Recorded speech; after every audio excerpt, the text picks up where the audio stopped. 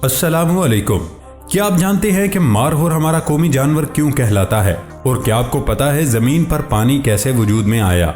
और दुनिया में एक ऐसा एयरपोर्ट भी है जहां पर सांस लेने का भी टैक्स अदा किया जाता है। ऐसे ही अकल को दंग कर देने वाले अमेजिंग और इनक्रेडिबल फैक्ट्स को जानने के लिए इस वीडियो को आखिर तक जरूर देखें। दोस्तों, मैं हूं हम्माद सादिक और आप देख रहे हैं रियलिटी फैक्ट्स। आगे बढ़ने से पहले हमारे चैनल को सब्सक्राइब कर ले और साथ बेल आइकन को प्रेस कर दे। तो चलते हैं इस अमेजिंग सफर पर। फैक्ट नंबर 1, ऐसा बहुत कम ही देखने में आता है मर्द घर के कामों में हाथ बटाएं, लेकिन यकीनन हर औरत का ये ख्वाब होता है कि उसका शोहर घर के कामकाज में उसका हाथ बटाए। और अगर ऐसा जीवन साथी मिल जाए तो ख्वातीन की खुशी का कोई ठिकाना नहीं रहता। ताहम मिस्र में इसके बरक्स खातून ने शोहर की जानिब से घर के काम करने पर तलाक का मुतालबा कर दिया। 28 साल मिस्री खातून समर ने काहिरा की अदालत में दरख्वास्त दायर की है, जिसमें कहा गया कि उसका शोहर उन्हें घर के काम करने बिल्कुल नहीं देता। मैं घर में एक मेहमान की तरह हूँ, मुझे घर के काम करने की आदत है, लेकिन शोहर के इस रवैये के बायस मुझे अपनी जिंदगी से नफरत हो रही है। खातून ने दरखास्त में कहा कि हमारी शादी को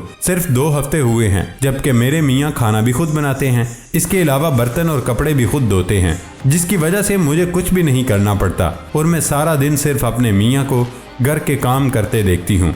फैक्ट नंबर 2, अमेरिकी रियासत मिनेसोटा में एक ऐसी फैमिली रिहाइश पजीर है जिसका कद जानकर आप हैरान हो जाएंगे।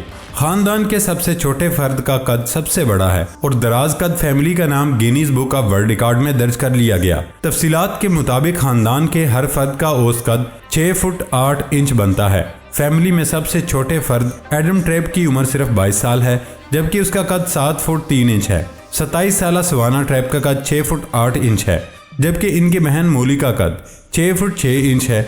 इनकी उम्र अभी 24 साल है। बच्चों के इस दियो कामत कद का राज उनके वालदैन का कद है। वालिद स्कॉट का कद 6 फुट 8 इंच है, जबकि वालदा किर्सी का कद 6 फुट 3 इंच है। बच्चों के लंबे कद के बायस उनको वॉलीबॉल और बास्केटबॉल की टीमों में शामिल भी कर लिया गया है। फैक्ट नंबर 3, दोस्तों, इस लाइब्रेरी की खूबसूरती देखकर अकल दंग रह जाती है और देखने वाले के होश उड़ जाते हैं, क्योंकि ये किताबों की अजमत के ऐन शायाने शान बनाई गई। 5 मंजिला लाइब्रेरी 34,000 मुरब्बा मीटर पर फैली हुई है। इसमें 12 लाख किताबें मौजूद हैं। पूरा हाल बैजवी अंदाज में बनाया गया और दरमियान से देखा जाए तो उस पर आंख का गुमान होता है। ये लाइब्रेरी तियानजन शहर में वाक़े चीन के सकाफती जिले बिनहाई में कायम की गई, जहाँ लोगों का तांता बंधा रहता है। फैक्ट नंबर 4, बैरून मुल्क जाते हुए हम हर शय खरीदते वक्त डॉलर और रुपए के तबादले को नजर में रखते हैं, जबकि ये जानना भी दिलचस्पी से खाली ना होगा कि किस मुल्क में $1 से क्या कुछ खरीदा जा सकता है।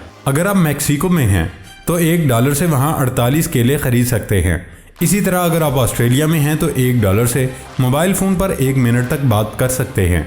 वेनेजुएला में पेट्रोल इतना सस्ता है कि $1 में आप कम से कम मोटरसाइकिल की पूरी टैंकी ज़रूर भरवा सकते हैं। फैक्ट नंबर 5, शौक कभी कभी इंसान की अजियत का बायस भी बन जाता है। यही वजह है कि आज आपके सामने एक ऐसी औरत की कहानी लेकर आए हैं जिसके नाखूनों की वजह से उसे पहचाना जाता है, मगर अब वो शदीद परेशानी में है। इस खातून का नाम है आयाना विलियम, जो कि अमेरिकी रियासत टेक्सास की रहने वाली है। आज जब उसके नाखून दुनिया में सबसे बड़े हैं और उसने Guinness book of world record का नाम भी अपने नाम कर लिया है, तो ये उसे कटवाना चाहती है।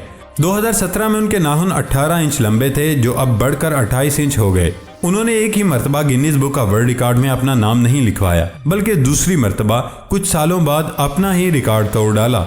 मजीद ये कि उन नाखूनों को बढ़ाने में 28 साल का अरसा लगा और जब उन नाखूनों को अस्पताल में काटा जा रहा था तो आयाना विलियम की आंखें भीग गई थीं। उन्होंने अपने जान से प्यारे नाखूनों को अंग्रेजी जुबान में खुदा हाफिज कहा। नाखून कटने के बाद ये कहती हैं कि मैं अब बर्तन धोना, बेडशीट तब्दील करना और सब काम बाकी औरतों की तरह कर सकती हूँ, वरना उससे पहले हर काम करने में बहुत तकलीफ होती थी। लेकिन अब खौफजदा भी हूँ कि लोग मुझे इज्जत देंगे या भी नहीं। फैक्ट नंबर 6, बब्बर शेर हिरन को कभी नहीं पकड़ता और ना पकड़ सकता है। शेरनी कभी कभी हिरन का शिकार करती है, वो भी घात लगाकर। शेरनी हिरन को दौड़कर कभी नहीं पकड़ सकती। चीता की रफ्तार 105 किलोमीटर के करीब होती है और हिरन की रफ्तार 90 किलोमीटर। इस फर्क के बावजूद भी चीते के हर 6 वार में से 5 बेकार जाते हैं, यानी हिरन बच जाता है। उसकी वजह यह है कि हिरन भागते वक्त हर लम्हे मुख्तलिफ एंगल्स पे पलटता है और चीता बेक वक्त पीक रफ्तार पे 30 सेकंड से ज्यादा नहीं भाग सकता, क्योंकि उसके जिस्म का दर्जा हरारत बहुत बढ़ जाता है और 40 सेकंड तक भागते रहने से उसका दिल फट सकता है। इसलिए चीता 30 सेकंड तक हिरन के पीछे भागता है। अगर हिरन पकड़ा गया तो ठीक, वरना ये प्रीडिशन का अमल कैंसिल हो जाता है। और अगर बिलफर्ज चीता की दुम न हो तो चीता एक जवान तंदुरुस्त हिरन को कभी भी नहीं पकड़ सकता। और इसी तरह शेरनी के हर 10 वार में से 9 खाली जाते हैं। शेर हिरन का शिकार भाग के कभी नहीं कर सकते। वो सिर्फ गात लगाते हैं और शिकार के बिल्कुल करीब चले जाते हैं और उसकी बेखबरी का फायदा उठाते हैं। हिरन को भागते वक्त पीछे मुड़कर देखने की जरूरत नहीं पड़ती, क्योंकि वो पहले ही 270 डिग्री पे देख रहा होता है।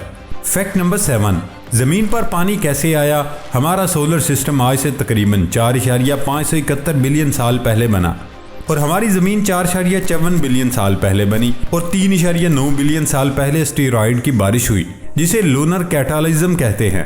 और साथ ही कॉपर बेल्ट, वहां से कॉमेट्स भी जमीन पर आईं, जिसकी वजह से हमारी जमीन पर पानी आया। अब एस्टेरॉयड की बारिश हुई कैसे। 3.9 बिलियन साल पहले हमारे सोलर सिस्टम के 2 बड़े सियारे ज़ुहल और मुश्तरी दोनों एक दूसरे के बहुत करीब आ गए, जिसकी वजह से दोनों ने एक दूसरे को रिपेल किया और उसकी वजह से पूरा सोलर सिस्टम मुतासर हुआ और 2 सियारों नेपच्यून एंड यूरेनस ने अपने मदार भी बदल लिए। साथ ही एस्टेरॉयड भी अंदर वाले सियारों की तरफ गिरना शुरू हो गए, जिनमें मार्स, वीनस, मरकरी और हमारी जमीन भी शामिल थी।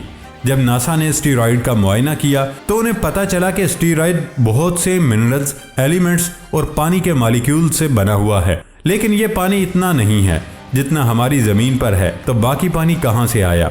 2004 में ये क्लियर हुआ कि बाकी पानी कॉपर बेल्ट से आया, जिसमें कॉमेट होती हैं जो कि गैसेस और पानी से मिलकर बनती हैं, लेकिन ये बर्फ के फॉर्म में होती हैं। और ये भी इसी इवेंट के दौरान जब मुश्तरी और ज़ुहल एक दूसरे के करीब आए थे तो ये भी ज़मीन की तरफ आई। फिर बारिशों का एक सिलसिला शुरू हुआ, जिसकी वजह से ज़मीन ठंडी होना शुरू हुई और ज़िंदगी शुरू होने का सबब बनी। फैक्ट नंबर 8, मारखोर कौमी जानवर क्यों कहलाता है। मारखोर अपने अंदर पाई जाने वाली खूबियों की वजह से दुनिया भर में मशहूर हैं। ज़माने कदीम से मशहूर हैं कि हर रियासत, हर कौम ने खुद को हमेशा अच्छी और ताकतवर चीज से खुद को तशबीह दी और अपनी पहचान के तौर पर इस्तेमाल किया। और मारखोर को भी अपनी खूबियों की वजह से पाकिस्तान का कौमी जानवर होने का एजाज हासिल है। पहले नंबर पे ये ताकतवर और होशियार जानवर है। दूसरे नंबर पर पहाड़ों और ऊंचाई पर रहना पसंद करता है और ये हर वक्त दुश्मन से चौकन्ना रहता है। ऐसी ही वजह से ISI को इससे तशबीह दी जाती है और इनके सबसे बड़े दुश्मन सांप हैं। इसकी सबसे बड़ी खूबी और दिलचस्प बात यह है, अगर सांप को किसी भी जानदार पर हमला करते देख ले तो उसकी मदद के लिए जाता है। ये कभी भी आसानी से नजर नहीं आता और ना ही शिकार होता है। इसमें और भी बहुत खूबियां हैं, लेकिन कौमी जानवर इन खूबियों की वजह से है। फैक्ट नंबर 9, अगर आपको कभी दूर जाना है, उसके लिए आपको पेट्रोल भरवाना है, तो आपको पेट्रोल सुबह 6 बजे से पहले भरवाना चाहिए। क्योंकि ना मेरी बात सुन के, क्योंकि 6 बजे के बाद सूरज आ जाता है, इसलिए सूरज की तपिश से पेट्रोल एक्सपेंड हो जाता है और उसकी डेंसिटी कम हो जाती है। फिर आपको इतने ही पैसों में कम पेट्रोल मिल जाता है। और ये मालूमात सिर्फ पेट्रोल के लिए ही नहीं बल्कि डीजल के लिए भी है। तो आइंदा से हमेशा 6 बजे से पहले ही पेट्रोल भरवाइएगा। हजारों बरस से इंसान घोड़े पर सवारी करता है, लेकिन यूक्रेन के पावर लिफ्टर ने जानवरों को खुद पर सवार करके ये रिवायत तोड़ दी। इससे कबल वो खुद पर से ट्रक गुजारने समेत कई बार करतब दिखा चुके हैं, जिनमें लोहे की सलाहों को मोड़ना, लकड़ी पर हाथ से कील ठोंकना, जबकि घोड़ों को उठाने का सिलसिला उन्होंने हाल ही में शुरू किया है और अब उन्हें यूक्रेन का कवी तरीन इंसान कहा जाता है। विकिपीडिया पर उनके पेज पर दावा किया गया कि वो अब तक Guinness book of world record के 63 इजाज़ात अपने नाम कर चुके हैं। फैक्ट नंबर 10, आपने मुख्तलिफ किस्म की मशीनरी, आलात, मोबाइल पर सेल्स टैक्स समेत दीगर टैक्सेस के बारे में तो सुना होगा, मगर वेनेजुएला के शहर माक्वितिया के इंटरनेशनल एयरपोर्ट पर हुकाम की जानिब से मुसाफिरों के टैक्स, इजाफी टैक्स और ईंधन समेत मुख्तलिफ महसूलात से एक कदम आगे बढ़कर अब मुसाफिरों से सांस लेने पर भी 20 अमरीकी डॉलर लिए जा रहे हैं। वेनेजुएला के हुकाम के इस फैसले पर अवाम की जानिब से सोशल मीडिया पर सख्त बरहमी का इजहार किया जा रहा है। लोगों का कहना है कि जब भी हम फिजाई सफर करते हैं तो हमें ना खत्म होने वाले टैक्स और इजाफी सरचार्जेस अदा करने पड़ते हैं, लेकिन इसके बावजूद हुकूमत की जानिब से टैक्स का मजीद बोझ डाल दिया गया। प्यारे दोस्तों, ये थी हमारी आज की वीडियो। हमारी वीडियो को लाइक जरूर कीजिएगा और सबसे मजेदार फैक्ट कौन सा लगा कमेंट बॉक्स में जरूर बताइएगा। और ये वीडियो अपने दोस्तों से ज़रूर शेयर करिएगा। सबसे अहम बात, हमारे चैनल को सब्सक्राइब करके बेल आइकन को ज़रूर प्रेस कर दें। अब होती है अगली वीडियो में मुलाकात। अपना ख्याल रखिएगा। अल्लाह हाफिज़।